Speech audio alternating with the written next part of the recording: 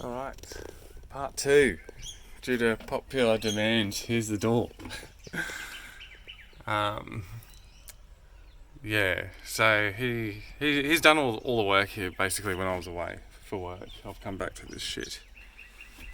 So this is the jam he's done. Look, you can see how obvious it is that the door's on the piss. That's 11mm timber, 19 at the top. For the header's not even square. And the jam, like I said before, it's totally on the piss.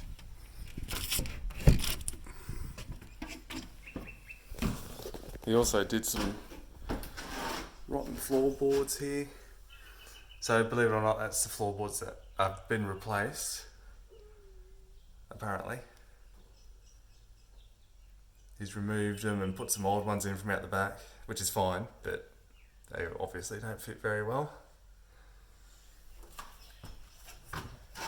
Back to the door.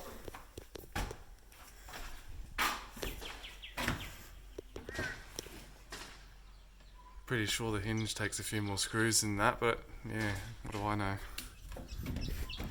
I supplied 3 hinges, he's only put 2 on.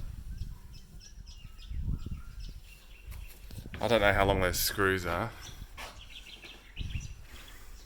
Hopefully long enough to go back into the stud behind that. Probably not.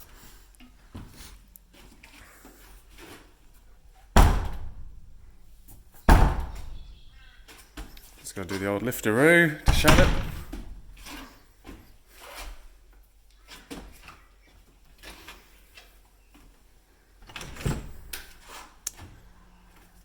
You can blame the shit paint job on Shayna for this one. We're yet to do a top coat.